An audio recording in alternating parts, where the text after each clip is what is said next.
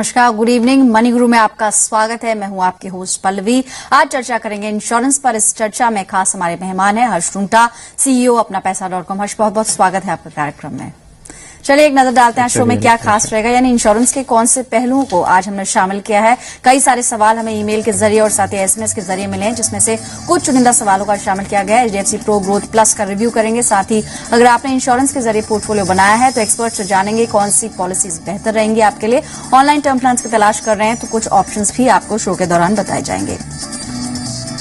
शुरुआत करेंगे कुछ ईमेल्स के साथ। कुछ सवाल हैं जिन्हें दर्शकों ने भेजा है, कोशिश करेंगे कुछ दर्शकों से भी बात हो जाए। हर्ष सर, पहले शुरुआत करती हूँ ईमेल के साथ। सतीश कुमार जी का सवाल है, पानीपत से इन्होंने सवाल मेल के जरिए हमारे साथ शेयर किया है। इन्होंने मेंशन किया HDFC Life Pro Plus इन्होंने लिया हुआ है। इनकी उम्र है करीब 32 साल। इस प्लान में जो प्रीमियम पे कर रहे हैं अराउंड 5000 पर मंथ का है। रिटायरमेंट तक ये जानना चाह रहे हैं कि किस तरह के रिटर्न्स इसमें एक्सपेक्ट कर सकते हैं। जहां तक इनका ये प्लान है, जैसा कि हम जानते हैं यूलिप पॉलिसी है, तो एक इलस्ट्रेशन के हिसाब से लगभग कितना इनको एक्सपेक्ट करना चाहिए कि मैच्योरिटी पर इनको मिल पाएगा? ऐसा है कि चूंकि ये एक यूलिप प्लान है तो क्लियरली रिटर्न डिपेंड करेगा कि इन्होंने कौन सा इन्वेस्टमेंट फंड चुना है। उसके तहत काफी फंड्स हैं। तो नॉर्मली जब लोग यूलिप चुनते हैं तो उसके अंडर जो इक्विटी का फंड है वही चुनते हैं। अगर फंड का परफॉर्मेंस हम सिर्फ देखें तो फंड का परफॉर्मेंस एक साल का इतना खराब नहीं रहा है। उसका जो बेंचमार्क है BSE 100 उतना ही रहा है, लेकिन चार्जेस बहुत हाई हैं। पहले साल में 2.5% अलोकेशन चार्जेस, जितना भी प्रीमियम देंगे 2.5% कट जाएगा, और दूसरे साल में 2%, तीसरे साल से फीस नहीं है उसकी।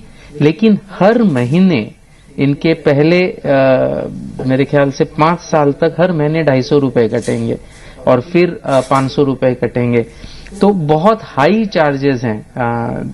तो उसकी वजह से रिटर्न अच्छा भी रहा तो भी इनके चार्जेस जो हैं उसकी वजह से रिटर्न कम हो जाएगा। तो मेरे ख्याल से इनको पॉलिसी ये तो कम से कम डिसकंटिन्यू कर देनी चाहिए। अगर ये प्रीमियम नहीं देंगे समय पर तो ऑटोमेटिकली ये डिसकंटिन्यूएशन फंड में चला जाएगा। मैक्सिमम उसमें से कुछ पैसे कटेंगे, मेरे ख्याल से मैक्सिमम 6000 रुपए, और बाकी के पैसों पर आपको सेविंग्स बैंक रेट का ब्याज मिलेगा। पैसे आपको वापस 5 साल बाद ही मिलेंगे जी। और अब जब आप करें तो सबसे पहले एक सही इंश्योरेंस लें जो भी आपकी नीड्स हैं, और इन्वेस्टमेंट के लिए सही जरिया चुनिए। अगर टैक्स ब्रेक्स चाहिए तो आप PPF देख सकते हैं। अगर रिस्क नहीं लेना चाहते, रिस्क ले सकते हैं तो इक्विटी लिंक्ड सेविंग स्कीम देखिए।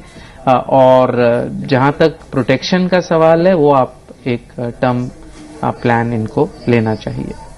चलिए, तो सतीश, उम्मीद है कि आप इस वक्त प्रोग्राम देख भी रहे हैं, इसलिए आपको एक्सपर्ट ने जो कुछ सुझाव दिया है उसको ध्यान में रखें। इन्वेस्टमेंट के पर्पज से आपने पॉलिसी अगर ली है तो गलत रणनीति होगी। साथ ही कुछ फंड्स भी आपको हर्ष ने बताए हैं, आप उनको एक बार कंसिडर करें। एक लार्ज कैप फंड बताया, ICICI फोकस ब्लू चिप, साथ ही एक मिड कैप कैटेगरी का फंड है IDFC प्रीमियर इक्विटी। पिछले 5 साल में किस तरह का प्रदर्शन है वो आपकी स्क्रीन पर देखने को मिल रहा है। अब बातचीत करेंगे कुछ और दर्शकों से। हमारे साथ फोन लाइन पर केशव चोपड़ा हैं, जम्मू से मौजूद हैं। गुड इवनिंग मिस्टर चोपड़ा, बताइए क्या सवाल है आपका? जी, गुड इवनिंग मैम। मैं कैसे बोल रहा हूँ मैम, मेरे 2-3 क्वेश्चन हैं जी। एक तो मैंने HDFC का यंगस्टार प्लान लिया हुआ है जो कि नेक्स्ट मंथ कंप्लीट हो रहा है 5 ईयर्स का। ओके। तो इसमें मैं 20,000 पर देता हूँ, 6 मंथ्स में 10,000 देता हूँ। ठीक है। तो अभी उसकी फंड वैल्यू जो है वो 86,000 है, बिकॉज मैंने 90,000 पे किया तो अभी 86,000 उसकी फंड वैल्यू है। ऑलराइट। तो अभी मेरे को ये एडवाइस चाहिए थी कि मैं इस पे कंटिन्यू रखूँ, उसके बाद भी पिछले 5 साल होने के बाद भी प्रीमियम पे करता रहूँ, या इसको बंद करके अपने बेटे के लिए तो चाइल्ड एजुकेशन के लिए कोई और प्लान लूं। मुझे एक वो प्लान बताइए। और एक मैम मेरा और क्वेश्चन है कि मैंने 50 लाख का पहली ईयर का टर्म इंश्योरेंस लिया हुआ है। ठीक है, क्या प्रीमियम दे रहे हैं उसमें? ऑनलाइन लिया था मैम, वो उसमें तो 50 लाख का लिया और 50 लाख का मैम मैंने और लेना है। आप प्रीमियम कितना केशव जी? 50 लाख का ये जो टर्म प्लान आप बता रहे हैं रेलिगेयर का, प्रीमियम लगभग कितना आप दे रहे हैं उसमें? मैम मेरा 4,000 प्रीमियम है मैम इसका। ठीक है, ऑनलाइन प्लान है। एक चीज और जो आपसे मुझे जाननी है वो ये HDFC यंगस्टार प्लान जो आप बता रहे हैं, कितना टाइम पहले आपने लिया था? 5 इयर्स आप कह रहे हैं कंप्लीट हो गया। इसमें पॉलिसी टर्म जी, लेकिन पॉलिसी टर्म कितना है? ओरिजिनली पॉलिसी कितने समय की है? मैम वो है 18 ईयर्स का मैम। ऑलराइट, जिसमें से आपके 5 इयर्स कंप्लीट हो रहे हैं। हर्ष, जैसा कि केशव बता रहे हैं, क्या बीच में अगर पॉलिसी से निकलेंगे, एचडीएफसी ये जो सन लाइफ यंग स्टार पॉलिसी है, बीच में से अगर निकलते हैं, क्योंकि फंड वैल्यू भी इन्होंने चेक की है, जो इन्वेस्टेड अमाउंट है उससे काफी कम है फिलहाल, क्या नुकसान ज्यादा होगा, कुछ समय और बने रहना चाहिए, या फिर इसमें डिसकंटिन्यू करने की आप सलाह देते हैं? तो जहां तक एचडीएफसी यंगस्टार का सवाल है केशव जी, ये जो आपकी फंड वैल्यू कम हुई है, ये इनिशियल 2 सालों में 30% एलोकेशन चार्ज था। तो ये जो पैसे चले गए 30% करीबन 12-13 हजार रुपए आपके कट गए पहले 2 सालों में, उस वजह से फंड में रिटर्न बुरा नहीं है। इनफैक्ट फंड का रिटर्न अगर आप देखें, आपका यंगस्टार ग्रोथ फंड है शायद, तो उसमें 1 साल का रिटर्न 41% है, 3 साल का 12%, 12.7, 5 साल का 14%, जो कि बहुत फेवरेबली कंपेयर हो रहा है उसका जो बेंचमार्क है बीएसई 100 से। तो फंड का रिटर्न बुरा नहीं है। अब ऑनगोइंग चार्जेस बहुत कम है, क्योंकि जो चार्जेस देने थे वो तो दे चुके आप पहले 2 साल में। अब ऑनगोइंग चार्जेस काफी 1% फंड एलोकेशन चार्ज है, जितना भी प्रीमियम देंगे उसका 1% कट जाएगा, और हर महीने 20 रुपए हैं, जो कि आपकी फंड वैल्यू के हिसाब से अब ज्यादा चार्ज नहीं होगा।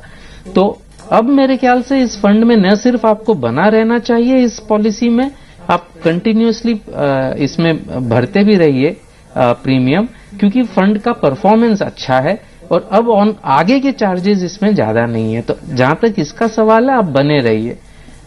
शायद दूसरा सवाल आपका था एगॉन रेलिगेयर का, तो वो आपने ऑलरेडी 50 लाख की पॉलिसी ली है, वो अच्छी पॉलिसी है। अगर आपने सब कुछ डिस्क्लोज किया है तो वो आप जरूर से वापस से फॉर्म निकाल के देख लें। अगर आप स्मोक करते हैं तो वो आपने डिस्क्लोज किया है क्या, आपके हेल्थ के बारे में, एग्जिस्टिंग पॉलिसीज के बारे में, आपकी इनकम के बारे में, आपके फैमिली की हेल्थ हिस्ट्री के बारे में, वो अगर सारी चीजें आपने डिस्क्लोज किया है तो ये बहुत अच्छा प्लान है। एडिशनल प्लान मेरे ख्याल से जो आपने इनकम, आपकी इनकम कितनी है केशव जी? इन्होंने जो इन्फॉर्मेशन दी थी, करीब 3.5 लाख इनकी सालाना आय है, और उस हिसाब से 50 लाख का कवर क्या पर्याप्त रहेगा? मेरे ख्याल से अगर रूल ऑफ द थंब देखें तो 50 लाख का कवर इनफ होगा। तो दूसरा कवर क्यों लेना चाहते हैं ये समझने के बाद ही देंगे। अगर लेना वाजिब है तो बिल्कुल एगॉन रेलिगेयर से ले सकते हैं। एक उसमें थोड़ी सी सलाह, अगर लेना वाजिब है तो अगर और लेना है तो आप 1 करोड़ का लीजिए, ये 50 लाख को आप जो है लैप्स होने दीजिए, क्योंकि उसमें आपको सस्ता पड़ेगा। वो 1 करोड़ का कवर चीपर होगा वर्सेस 2 50 लाख के कवर। चलिए, तो केशव यहाँ पर 2 टेक अवेज हैं। एक तो ये कि आप 50-50 लाख की 2 पॉलिसी के बजाय 1 पॉलिसी ले सकते हैं, जो 1 करोड़ का बड़ा कवर जिसमें मिलेगा ऑनलाइन, क्योंकि आप चेक करेंगे तो आपको प्रीमियम भी कम देना होगा। साथ ही जो आपने एचडीएफसी यंग स्टार को लेकर सवाल किया था, उसमें आप बने रहें, क्योंकि शुरुआती जो 5 साल है वो आपके निकल चुके हैं। इसलिए जो बाद के साल है, असली जब बेनिफिट्स आपको रीप करने हैं, उसके लिए थोड़ा पेशेंस होना बहुत जरूरी है। अभी फिलहाल उसमें बने रहे, बीच में निकलेंगे तो काफी नुकसान हो जाएगा। चलिए, फिलहाल एक और दर्शक है, उनसे बात करते हैं। रविंद्र कुमार सिक्किम से हमारे साथ मौजूद हैं। नमस्कार, गुड इवनिंग रविंद्र, बताइए क्या सवाल है? हेलो, गुड इवनिंग रविंद्र, बताइए क्या सवाल है और कौन सी पॉलिसी आप लेना चाह रहे हैं? हाँ मैडम, मैं और रविंद्र, आपसे रिक्वेस्ट रहेगी कि आप टीवी का वॉल्यूम बंद कर दें, उसके बाद अपना सवाल पूछें। हाँ मैडम, मैं फैमिली प्लॉटर एक स्कीम है वो लेना चाहता हूँ। कोई आपने शॉर्टलिस्ट किया है, कोई प्लान? नहीं, मैंने शॉर्टलिस्ट नहीं किया है। मैंने आपके थ्रू में जानना चाहता हूँ जी कि कौन सी फैमिली प्लॉटर स्कीम। मैंने ITI का नेट पे चेक किया था जी। बाकी इसके अलावा तो कोई चेक नहीं किया, लेकिन जो बेटर होगा वो मैं थोड़ा सा। अच्छा रविंद्र, जितनी इन्फॉर्मेशन हमारे पास है, क्योंकि आपने सवाल मेल से भेजा था, जो आपने फैमिली मेंबर्स बताए, घर में 4 लोग हैं जिनके लिए आप ये प्लान लेना चाह रहे हैं, तो लगभग कितने का कवर आप चाह रहे हैं कि आप खरीदें? 4 लाख के आसपास मैडम। ठीक है। हर्ष, जैसे इन्होंने बताया 4 लाख क्या पर्याप्त रहेगा, या फिर आप जो मेडिकल एक्सपेंसेस है इतने तीव्रता से बढ़ रहे हैं, उस हिसाब से 4 लाख थोड़ा सा छोटा अमाउंट है, क्या लगता है आपको? हाँ, as a family floater 4 lakh कम अमाउंट है, बिकॉज 4 लोगों को कवर करना है। हो सकता है एक ही साल में 2 जने बीमार पड़ सकते हैं, तब ये कवर कम पड़ेगा, और जैसे जैसे महंगाई बढ़ेगी फ्यूचर के सालों में तो बहुत ही कम पड़ेगा। तो मेरी तो एडवाइस ये है कि कम से कम 5 लीजिए और प्लस टॉपअप भी लीजिए। 5 लाख के लिए मेरी एडवाइस है आपको कि अब बैंक ऑफ बड़ौदा का टाई अप है नेशनल हेल्थ इंश्योरेंस के साथ, उस टाई अप के तहत जो पॉलिसी मिलती है वो आप उसको लेने की कोशिश करें। वो बहुत ही वाजिब दाम पे 5 लाख का फैमिली फ्लोटर 7,100 रुपए में आपको मिलेगा, जिसमें चारों कवर हो जाएंगे। लेकिन उसके लिए आपको अकाउंट खोलना होगा। मेरी ये आपको सलाह है कि आप भी अकाउंट खोलें, अपनी वाइफ को भी अकाउंट खुलवाएं और दोनों जने 5-5 लाख का फैमिली फ्लोटर लें। 14,000 के कॉस्ट में इसेंशियली आपके पास 10 लाख का फैमिली फ्लोटर हो जाएगा। अगर वो आप नहीं लेना चाहते कोई कारण से, तो ऑल्टरनेटिवली आपने जो लोम्बार्ड की बात करी वो भी अच्छा प्लान है, उसमें थोड़ा सा प्रीमियम ज्यादा है, तो वो भी कम से कम मेरे ख्याल से आप 5 लाख का लें और उनका एक टॉप अप प्लान है वो आप लीजिए। अनदर ऑल्टरनेटिव इज आप अपोलो में 3-3 लाख का एक इंडिविजुअल पॉलिसी खुद के लिए लीजिए, जो उनका अपोलो इजी हेल्थ स्टैंडर्ड है, और उनकी जो एक टॉप अप है 5-5 लाख की वो लीजिए। उसमें भी करीबन आपका कॉस्ट जो है 17-18 हजार आएगा, और हर आदमी का 3+5 का कवर हो जाएगा, चारों का 8-8 लाख का इंडिविजुअल कवर हो जाएगा, 3+5 लाख का टॉप अप। तो रविंद्र, आपको दोनों तरीके बता दिए हैं। अगर आप सरकारी कंपनीज के ऊपर ज्यादा रिलाय करते हैं, ज्यादा आपको लगता है कि वहां पर आपका क्लेम सेटलमेंट अच्छा होगा, तो बैंक ऑफ बड़ौदा की जो टाई अप में स्कीम है वो आप ले सकते हैं। याद रहे, लेकिन वो सिर्फ पॉलिसी जो है वो केवल खाता धारकों के लिए, यानी कि आपका अकाउंट होना उसमें जरूरी है। अदरवाइज प्राइवेट प्लेयर्स में अपोलो म्यूनिक के प्लान आप चेक कर सकते हैं। फिलहाल एक ब्रेक के लिए रुकते हैं। हर्ष रुंगटा से बातचीत जारी रखेंगे। आप भी अपने सवाल भेज सकते हैं मनीगुरु में। हमारा नया ईमेल आईडी नोट करें, maniguru@zmedia.slgroup.com, या फिर हमें SMS करने के लिए इंश्योर लिखिए, स्पेस देकर अपना नाम अपने सवाल के साथ 57575 पर भेज दें।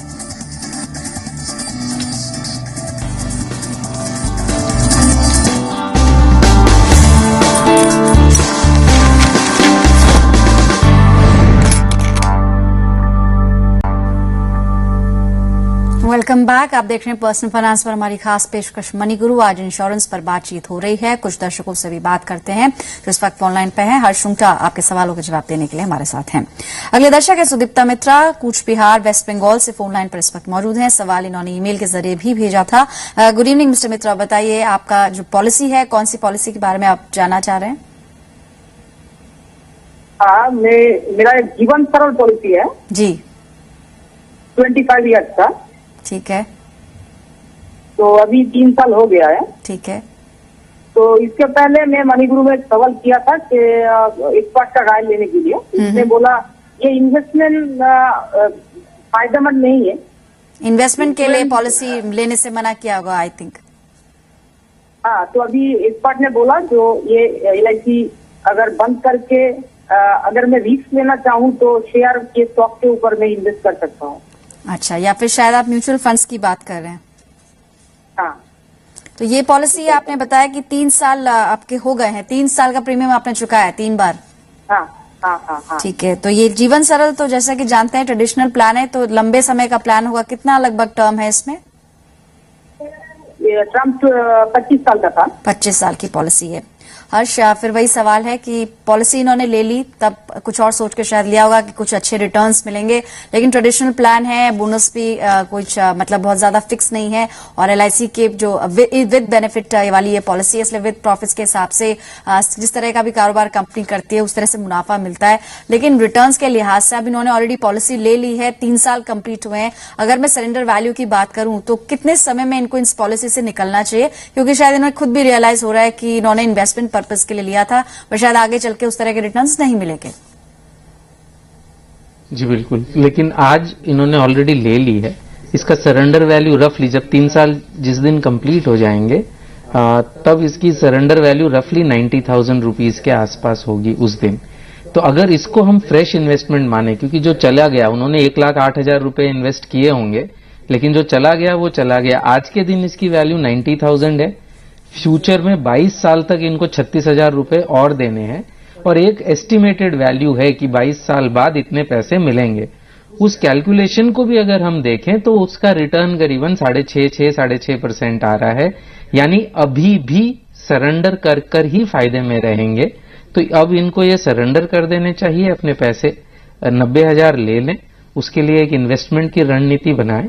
लेकिन बहुत इंपॉर्टेंट बात यह है कि पहले इन्वेस्टमेंट करने से पहले अपना इंश्योरेंस करवा लें।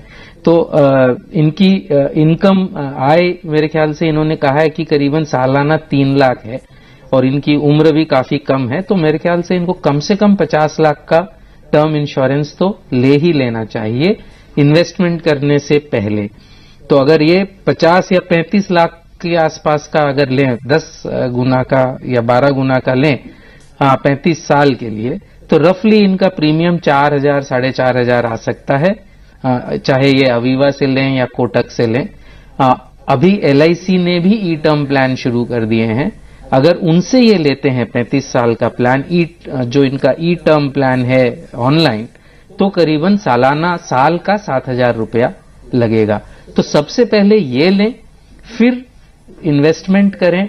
इन्वेस्टमेंट जैसे कि इन्होंने भी कहा, अगर रिस्क ले सकते हैं तो अच्छे म्यूचुअल फंड्स में कर सकते हैं, रिस्क नहीं ले सकते तो प्रोविडेंट फंड में कर सकते हैं लंबे समय के लिए, और अच्छे फंड्स में कर सकते हैं। हमने पहले दर्शक को भी बताया था, ICICI Pru focus blue chip है, IDFC प्रीमियर इक्विटी है, UTI अपॉर्चुनिटीज फंड है, कई सारे फंड्स हैं। लेकिन सबसे पहले अपना इंश्योरेंस जो है उसको पहले लें, ऑनलाइन टर्म, और उसके बाद इन्वेस्टमेंट की रणनीति बनाएं। यानी जो पहला कदम होगा सुदीप्ता वो ये रहेगा कि आप अपने लिए पर्याप्त कवर खरीदें। सैलरी आपने 25,000 के आसपास बताई थी, तो उसका एटलीस्ट 10-12 गुना आपको ऑनलाइन प्लान लेना चाहिए, और आप प्रीमियम्स के रेट भी चेक कर सकते हैं। नहीं तो बहुत सारी वेबसाइट्स हैं, आप वहां पर जाके अपने एज और बाकी इंपॉर्टेंट डिटेल्स मेंशन करेंगे तो आप कोटेशंस आपको मिल जाएंगे, कंपेयर आप कर पाएंगे कि आपकी आय के हिसाब से और आपकी एज के हिसाब से कौन सी पॉलिसी का प्रीमियम कितना पड़ रहा है। चलिए अगले दर्शक की ओर बढ़ते हैं। हमारे साथ फोन लाइन पर जिग्नेश यादव भरूच गुजरात से मौजूद हैं। गुड इवनिंग जिग्नेश, बताइए अपना सवाल। कुछ पॉलिसीज भी आपने ले रखी हैं शायद? हाँ, गुड इवनिंग मैम। और मैंने LIC की जीवन मित्र है, जीवन आनंद है, और एक टर्म प्लान लिया हुआ है। LIC का ही? हाँ, LIC का ही टर्म प्लान है जी, जीवन अनमोल, और 10 लाख का टर्म प्लान। और अब मैं वाइफ के लिए कौन सी पॉलिसी लेनी है? वाइफ आपकी, जिग्नेश आपकी जो वाइफ है वो वर्किंग है या फिर हाउस वाइफ है? हाउस वाइफ है मैडम। तो उनके लिए आप प्लान क्यों लेना चाह रहे हैं? बस चलिए एक्सपर्ट से जानते हैं कि हाउस वाइफ है अगर, और ऑलरेडी आपने टर्म प्लान लिए हुए हैं। इनफैक्ट आपने बताया था कि 2 टर्म प्लान आपके चल रहे हैं, तो उन्हें LIC से हैं। इसके अलावा भी हम देख पा रहे हैं कि जीवन मित्र, जीवन आनंद, ढेर सारी पॉलिसीज आपने अपने पोर्टफोलियो में जमा की हुई हैं। हर्ष हमारे आज के एक्सपर्ट है अपना पैसा.com से।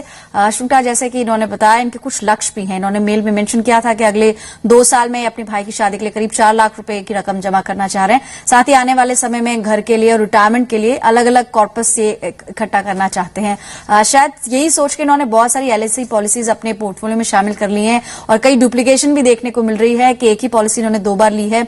ऐसे में एक संक्षिप्त में इनको आप क्या राय दे सकते हैं कि अब फिलहाल पोर्टफोलियो प्लानिंग करनी है तो एग्जैक्ट रूट क्या होना चाहिए और गोल कितना इंपॉर्टेंट रहेगा यहाँ पर? सबसे ज्यादा इंपॉर्टेंट है मेरे ख्याल से जिग्नेश जी कि आप अपना insurance investment please please please mix मत करिए। इससे न आपको अच्छी इंश्योरेंस मिल रही है, न अच्छा इन्वेस्टमेंट मिल रहा है। आप अभी वापस कह रहे हैं कि वाइफ के लिए इंश्योरेंस लेने का मेन पर्पस, लाइफ इंश्योरेंस लेने का मेन पर्पस ये है कि आदमी तो चला जाता है लेकिन उसकी कमाई भी चली जाती है। उस कमाई को रिप्लेस करने के लिए एक लंपसम अमाउंट मिलती है लाइफ इंश्योरेंस से, जिससे ब्याज के द्वारा आप वो कमाई को फिर से ला सकते हैं। अब चूंकि आपकी वाइफ काम नहीं करती तो उनके लिए लाइफ इंश्योरेंस लेना जरूरी नहीं है, तो उस पर आप प्लीज पैसा वेस्ट नहीं करें। वैसे भी आपको बहुत ही टाइट प्लानिंग करनी है। जहां तक आपके एग्जिस्टिंग कवर्स का सवाल है, जीवन मित्र जो है आपने कई साल पहले ली थी, आज से 8 साल पहले ली थी, तो उसमें भी रिटर्न अगर शुरू से देखें तो अच्छा नहीं है, लेकिन अब उसको कंटिन्यू करने में ही समझदारी है, क्योंकि सरेंडर वैल्यू इतनी लो है और फ्यूचर का प्रीमियम देकर जो आपको मिलेगा मैच्योरिटी पर उसके हिसाब से 8% से ज्यादा मिल जाएगा। तो मेरे ख्याल से अब उसमें बने रहिए। जीवन आनंद जो आपने अभी शुरू की है, अनफॉर्चुनेटली अनदर गलत चॉइस है वो आपकी, और उसमें आपको कुछ नहीं मिलेगा, लेकिन उसको आप बंद कर दीजिए। Don't throw good money after bad money. In fact already आपने जो पैसे दिए हैं। जी हर्ष, आपको यहीं पर रोकूंगी क्योंकि समय इतना ही है। कुछ टर्म प्लान्स के ऑप्शंस भी आपको बताए हैं जिग्नेश हमने। फिलहाल इतने ही सवाल आज मनी गुरु में शामिल करेंगे। हर्ष, आपका बहुत बहुत शुक्रिया जी बिजनेस को अपना कीमती समय देने के लिए। अपने दर्शकों को बता दें कि आज हमने बातचीत की इंश्योरेंस पर, लेकिन कल जब लौटेंगे तो प्रॉपर्टी देखना ना भूलें। प्रॉपर्टी से जुड़े हुए सवाल हम कल के कार्यक्रम में शामिल करेंगे और साथ ही शुक्रवार का दिन विमेन स्पेशल हमारी खास पेशकश देखना आप ना भूलें। साथ ही अगर आपको कोई भी सवाल मनी गुरु में भेजने हैं तो हमारा नया ईमेल आईडी नोट करें, moniguru@zmedia.slgroup.com। साथ ही एसएमएस करने का तरीका वही है, आपको इंश्योर लिखकर स्पेस देकर अपना सवाल 57575 पर भेजना होगा। फिलहाल मनी गुरु से इतना ही, हमें दीजिए इजाजत। नमस्कार।